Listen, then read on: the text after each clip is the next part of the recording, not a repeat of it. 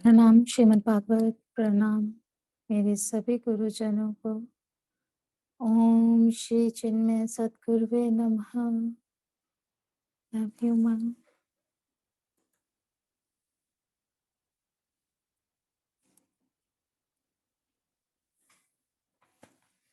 प्रणाम आप सभी को। हम आगे अपना पाठ शुरू करते हैं, कथा शुरू करते हैं। कल हमने देखा नारद जी और भक्ति माता की भेंट, उनका संवाद। आज हम देखेंगे नारद जी की सनत कुमारों से भेंट। नारद जी भी सोच में पड़ गए कि अब मैं क्या करूं। जब किसी भी तरह से वेद वेदांत से ज्ञान वैराग्य नहीं जागे तो उससे आगे नारद जी सोच में पड़ गए कि अब मैं क्या करूं। चिंतित होकर वे वृंदावन चले गए। बोले अब मैं तपस करूंगा। इतने में वहां सनक सनातन व सनंदन चारों कुमार आ गए। उनको देखकर नारद जी बड़े प्रसन्न हो गए। नमस्कार करके कहते हैं, महाराज आपकी बड़ी कृपा है, मैंने आपका दर्शन पाया। फिर सारी कथा सुनकर कहते हैं कि अब आप ज्ञान वैराग्य को जगाने का उपाय बताइए। मेरी समझ में नहीं आ रहा कि मैं क्या करूं। सनत कुमारों ने कहा, नारद जी तुम धन्य हो, श्रेष्ठ हो। इतनी निराशा होने पर भी तुमने इस उद्यम को नहीं छोड़ा। तुम वास्तव में भगवान के बहुत बड़े भक्त हो। अब तुम चिंता मत करो, हमने पहले से उपाय सोच कर रखा है। सत्कर्म सूचको नूनम ज्ञान यज्ञ समृतो बुद्धि श्रीमद् भागवता आलापहि स तु गीता शुकादि भेद। भागवत सप्ताह करो, उससे ज्ञान वैराग्य जाग जाएंगे।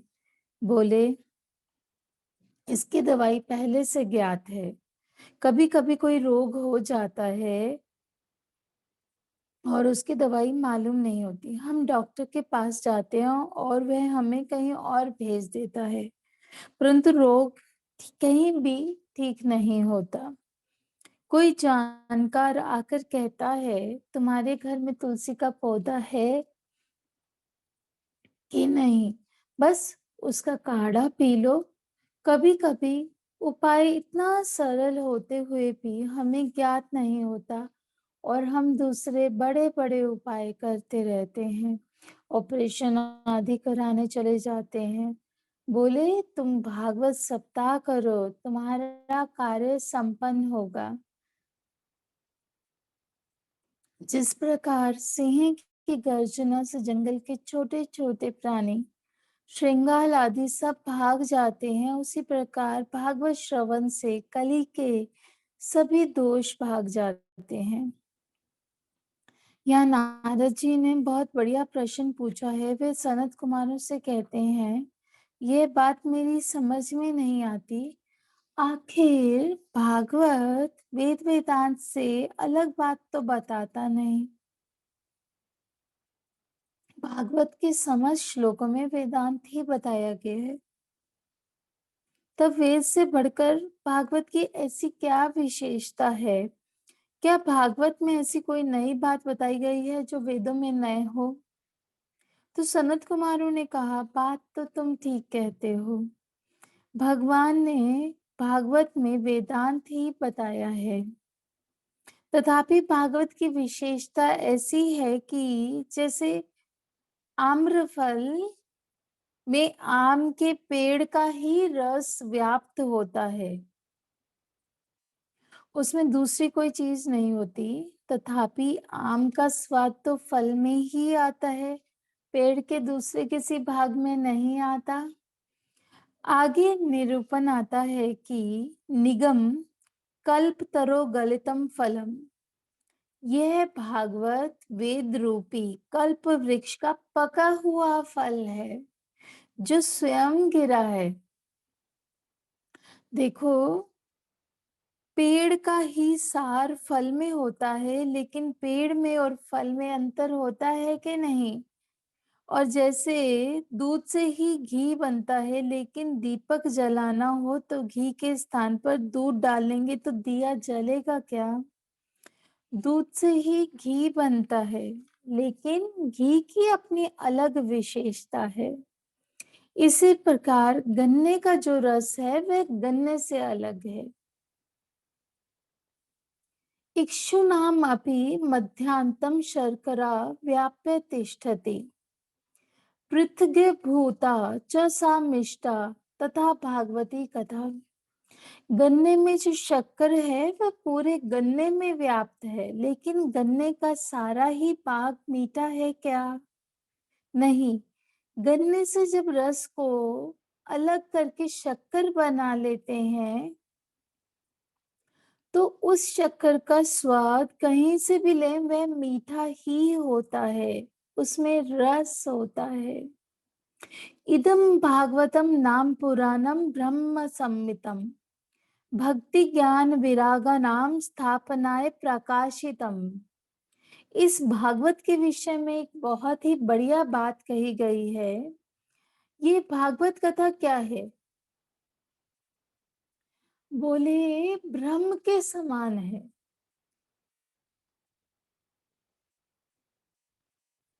ब्रह्म शब्द का तात्पर्य वेद भी माना गया है। अतः ये भागवत वेद की बराबरी का है। उसको पुराण ग्रंथ कहकर छोटा नहीं समझना चाहिए। सच बात तो यह है कि वे वेद की बराबरी का ही नहीं, वेद से भी ऊंचा है। क्योंकि भागवत को निगम कल्प तरो गलितम फल कहा गया है। वेद को तो पेड़ कहा गया है, लेकिन भागवत को फल कहा गया है। अतः ये वेद से पृथक नहीं है, उससे ऊंचा है। इसलिए यहाँ पर कहा गया है ब्रह्म शब्देन परमात्मा उच्यते न तो वेदः। अर्थात यह तो ब्रह्म की बराबरी का है। वेद जिस ब्रह्म का ज्ञान कराते हैं वह ब्रह्म स्वयं यह भागवत है। इसलिए प्रारंभ में ही हम देख चुके हैं कि भागवत कोई ग्रंथ या पुस्तक नहीं है। उसको अक्षर मात्र नहीं समझ लेना, वह तो परमात्मा का स्वरूप ही है। देखो वेद व्यास जी ने सारे वेदों का संपादन किया, ब्रह्म सूत्र लिखे, पुराणों की रचना की, महाभारत लिखा। फिर भी जब तक भागवत की रचना नहीं की तब तक उनको चैन नहीं मिला, सुख नहीं मिला, शांति नहीं मिली, संतोष नहीं मिला, कृतकृत्यता का अनुभव नहीं हुआ। इससे यही सिद्ध होता है कि भागवत की विशेषता सर्वाधिक है। इसलिए भागवत सप्ताह करणीय है। भागवत सप्ताह करने से हमारा मोह नष्ट हो जाता है और हृदय में वैराग्य का उदय होता है, विवेक भी जागता है। अर्थात ज्ञान और वैराग्य जो आज बूढ़े होकर बेहोश पड़े हैं, वे दोनों ही जागृत हो जाते हैं। नारद जी ने कहा ज्ञान यज्ञ करिष्यामि, मैं ये ज्ञान यज्ञ करूंगा। आप बताइए कि मैं कब और कहां से प्रारंभ करूं? इस शुक शास्त्र की महिमा बताइए और यह भी बताइए कि इसे कितने दिनों में सुनना चाहिए। साथ ही इसे सुनने की विधि भी बताइए। तो सनत कुमारों ने कहा ऐसे स्थान पर करो जहां प्राणियों का आपस में कोई वैर ना होता हो, जैसे गंगा का किनारा।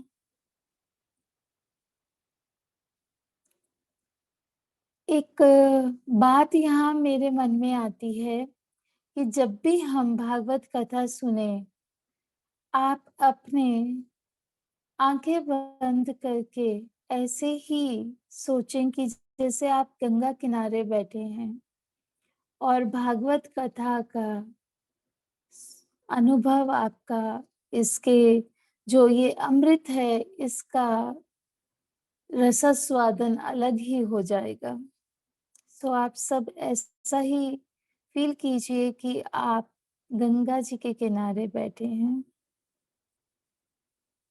अब गंगा जी की क्या महत्ता है आगे बताते हैं, क्योंकि ऐसे पवित्र स्थानों पर यदि किसी से शत्रुता हो भी जाए, तो वह शीघ्र शांत हो जाती है।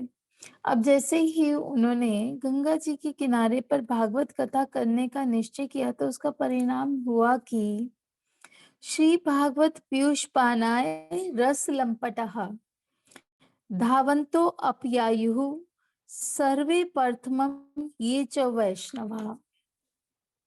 कथा के रस लंपट लोग दौड़ते हुए वहां आ गए, सारी नदियां भी आ गई, सारे बड़े बड़े ऋषि भृगु, च्यवन, गौतम, मेधातिथि, देवरात, गाधिसुत, पिप्पलाद आदि सब वहां पर आ गए।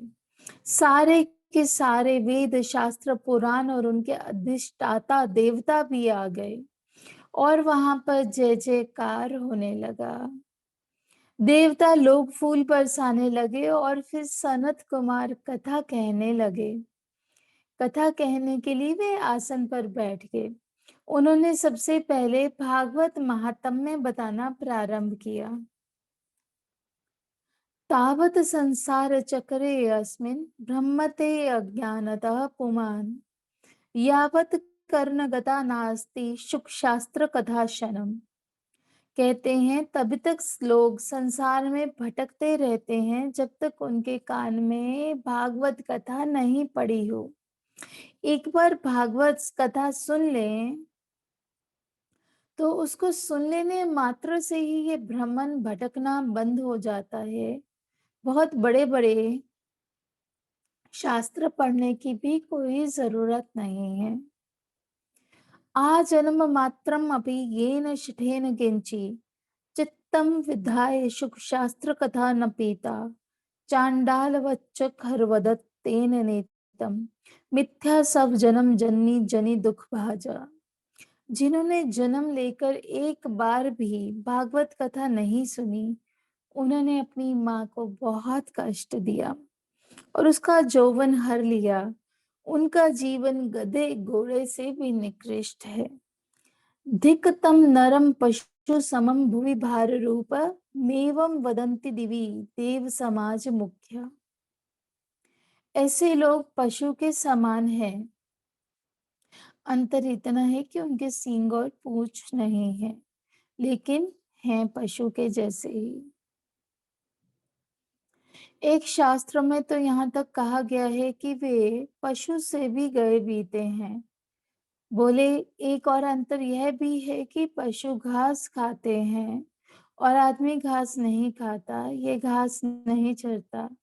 यह भी पशुओं का बड़ा भाग्य है, नहीं तो पशुओं के लिए घास भी बाकी नहीं बचती। ऐसी बात कही गई है। इसका अर्थ यह है कि पहले हम मनुष्य जन्म की दुर्लभता को समझें और फिर उसको श्रेष्ठ बनाएं। तो यहाँ कहना यही चाहते हैं कि भागवत कथा बड़ी दुर्लभ है। अब इस कथा को कितने दिनों में सुने, किस दिन से आरंभ करें? बोले दिना नाम नियमो न अस्ति। कोई पूछे कि मेरे पास मिठाई है, कौन से मुहूर्त से खाना शुरू करूं, तो इसमें मुहूर्त क्या देखना, तुम्हारे हाथ में आई है तो उसे खाना शुरू करो। अच्छा, कहाँ से शुरू करें? बोले मिठाई है, कहीं से भी शुरू करो, इधर से करो उधर से करो, सब तरफ से मीठी ही लगने वाली है। लेकिन भागवत कथा सत्य, ब्रह्मचर्य इत्यादि के साथ सुननी चाहिए। पूरे भागवत का एक एक शब्द विस्तार से नहीं सुन सकते तो 7 दिन में भागवत कथा सुननी ही चाहिए। बड़े बड़े साधनों से भी जिन फलों की प्राप्ति नहीं होती, वे सब सप्ताह श्रवण से ही प्राप्त हो जाते हैं। निःश्रेयसे भागवतम पुराणम जातम कुतो योग विदादि सूचकम। शौनक ऋषि सूत जी से पूछते हैं कि जिस भागवत की आप इतनी प्रशंसा करते हो उसमें इतनी शक्ति कहाँ से आ गई। सूत जी बोले, भगवान श्री कृष्ण जब अपना अवतार समाप्त करके यहाँ से जा रहे थे, तब उद्धव जी उनके पास जाकर कहने लगे, भगवान आप यहाँ से चले जाएंगे, यहाँ पर कलयुग का प्रवेश हो जाएगा और सारे लोग दुखी हो जाएंगे। उनके उद्धार का कोई शक्तिशाली साधन भी तो होना चाहिए। भगवान भी सोचने लगे, बोले, बात तो तुम ठीक कहते हो। तिरोधाय परविष्टो अयम श्रीमद् भागवता वर्णम। तो भगवान ने अपने श्री कृष्ण रूप को अंतर ध्यान कर दिया और वे स्वयं भागवत में प्रविष्ट हो गए। दोबारा ध्यान से सुनिए, तो भगवान ने अपने श्री कृष्ण रूप को अंतर ध्यान कर दिया और वो भागवत में प्रविष्ट हो गए। इसलिए भागवत भगवान की शब्दमयी मूर्ति है। भागवत भगवान की शब्दमयी मूर्ति है। आप जो सुन रहे हैं इस टाइम, वो भगवान की शब्दमयी मूर्ति के वर्णन को सुन रहे हैं। वांगमयी मूर्ति प्रत्यक्षा वर्तते हरे। तब इस भागवत के श्रवण से, पठन से यदि सारे दुख दूर हो जाते हैं तो इसमें क्या आश्चर्य है। अब वहां जहां सनकादि भागवत कथा कर रहे थे, एक आश्चर्य हुआ। अभी भागवत कथा का आरंभ हुआ ही था कि इतने में भक्ति माता अपने दोनों पुत्रों को लेकर वहां आ गई और वे दोनों तरुण बनने लगे। भागवत सप्ताह करने के संकल्प मात्र से, है ना आश्चर्य। भक्ति सुतौ तौ तरुणौ गृहीत्वा प्रेमैकरूपः सहसा अविरासित। कृष्ण श्री कृष्ण गोविंद हरे मुरारे नाथेति नामानि मुहुर्वदन्ति। श्री कृष्ण गोविंद हरे मुरारे नाथेति नामानि मुहुर्वदन्ति। भक्ति माता कहने लगी, आप धन्य हैं, आपको बहुत बहुत धन्यवाद। आपने मेरे ऊपर बड़ा उपकार किया। कहा कवाहम तू तिष्ठाम मैं अधुना ब्रुवंतु। अब ये बताइए कि मैं कौन से स्थान पर रहूं। सनत कुमारों ने कहा, तुम वैष्णव लोगों के हृदय में रहो। इसका अर्थ यह हुआ कि जो लोग भगवान विष्णु की उपासना करते हैं उनके हृदय में भक्ति रहती है। अर्थात जब हम अपने हृदय को वैष्णव बनाएंगे तब उस हृदय में भक्ति का आविर्भाव होगा। सकल भुवन मध्ये निर्धना अस्ते अपि धन्या निवस्ति हृदि येषाम् श्री हरे भक्तिरेका। हरिर अपि निज लोकम सर्वधातौ विहाय प्रविष्टि हृदि तेषां भक्ति सूत्रो उपनद्ध। सकल भुवन मध्ये निर्धना अस्ते अपि धन्या। वे लोग धन्य हैं जिनके हृदय में भगवान की भक्ति रहती है। लौकिक दृष्टि से वे नितांत निर्धन हो तो भी कोई बात नहीं है, क्योंकि भक्ति को देखकर भगवान अपने लोक को छोड़कर यहाँ आ जाते हैं और भक्तों के हृदय में ही रहते हैं।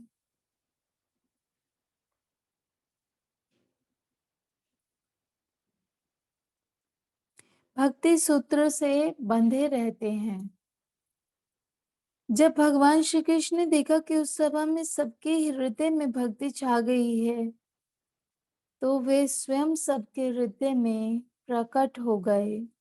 सबको अपने देह गेह की विस्मृति हो गई। दोबारा से सुनिए।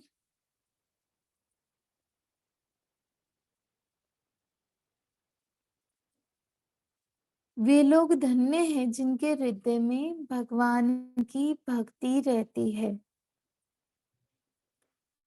लौकिक दृष्टि से वे नितांत निर्धन हों तो भी कोई बात नहीं है, क्योंकि भक्ति को देखकर भगवान अपने लोक को छोड़कर यहाँ आ जाते हैं और भक्तों के हृदय में ही रहते हैं, भक्ति सूत्र से बंधे रहते हैं।